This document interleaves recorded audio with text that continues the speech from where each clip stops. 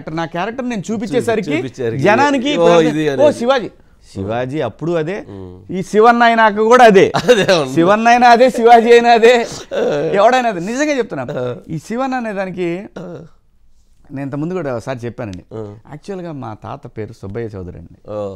మా తాత పేరు సుబ్బయ్య చౌదరి మా నాయనమ్మ పేరు సుబ్బమ్మ నేను పుట్టిందేమో గుడివాడ మమ్మల్ది గుడివాడ దగ్గర ఊరు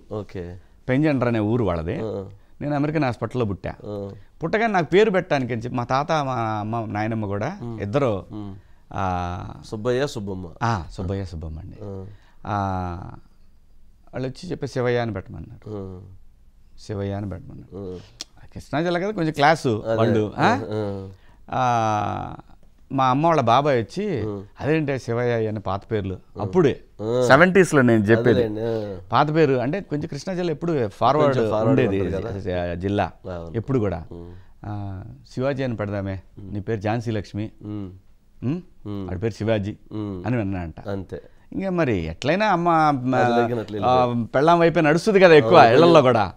సో మా నాన్న కూడా అడ్జస్ట్ అయ్యాడు మా తాత వాళ్ళు కూడా అడ్జస్ట్ అయ్యారు భగవంతుడు తిప్పి తీసుకొచ్చి ఏం చేశాడు శివన్న అన్నాడు అంతే సార్ అట్లాగే లైఫ్ ఈజ్ లైక్ దట్ జీవిత పాఠం నేర్పేది నిజంగా చెప్తున్నా బిగ్ బాస్ ని ఎవరు తప్పుగా అపార్థం చేసుకోవద్దు బిగ్ బాస్ షో అనేది స్క్రిప్టెడ్ కాదు బిగ్ బాస్ లో మనం వెళ్ళాము ఒకవేళ ఆ పిలుపు వచ్చిందంటే మాత్రం యు ఆర్ లక్కీ ఓకే వెళ్ళాల్సిందే అంటారు ఎవరినైనా సరే సూపర్ స్టార్లైనా సరే నేను చెప్పేది ఒకటే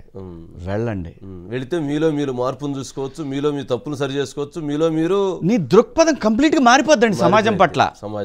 నేను పెద్దగా మారిపోయానని నేనేం అనుకోవట్లేదు నాకు వచ్చిన దాంట్లో నేను నేర్చుకున్న అత్యంత విలువైనది పేషెన్సీ ఇంకా వెయిట్ చేద్దాం ఇది నేర్చుకున్నాను సార్ ఓకే అయినా సహజ సిద్ధంగా వచ్చే ఆ కోపతాపాలన్నీ కూడా మన సర్కమ్స్టాన్సెస్ను బట్టి అక్కడ గొంతు మీద కాలేసి తొక్కలేం కాబట్టి ఇదే మా ఇంట్లో అయితే గొంతు మీద కాలేసి తొక్కుతాననే మాట మాత్రం అన్నా నా ఇంట్లో ఆడపిల్లలు అయితే ఆ అగ్రెషన్ అక్కడికి ఆపా అక్కడ నిజంగా తొక్కకుండా అంటే అది నేను నేర్చుకున్నా ఇది తప్పు కదా మన భాష మీకు తెలుసు మన ప్రాంతంలో ఎలా మాట్లాడుకుంటారు మన అంటారు నీకు తగ్గినయా గొంతు మీద కాలేసి తొక్కుతాను సహజంగా మాట్లాడుకుంటాం తొక్కాడండి మా నాన్న 3 సార్లు తొక్కాడా ఇంటర్లో తెప్పా 10th లో తెప్పా తొక్కాడా మన సహజ సిద్ధంగా మాట్లాడుకుని అయినా అటువంటి వేదికల మీద కరెక్ట్ కాదు కాబట్టి ఏంటంటే దాన్ని మనం కంట్రోల్ చేసుకోవాలి ఇవన్నీ నేర్పుద్దండి డబ్బు అవసరం లేదండి అక్కడ ఫోన్ అవసరం లేదండి ఏమీ అవసరం లేదు ఆ టైంకి ఆకలైనప్పుడు ఫుడ్ ఉంటే చాలు సార్ ఇంకా తర్వాత నువ్వు ఆడుకోవచ్చు వాళ్ళతో గొడవలు పెట్టుకోవచ్చు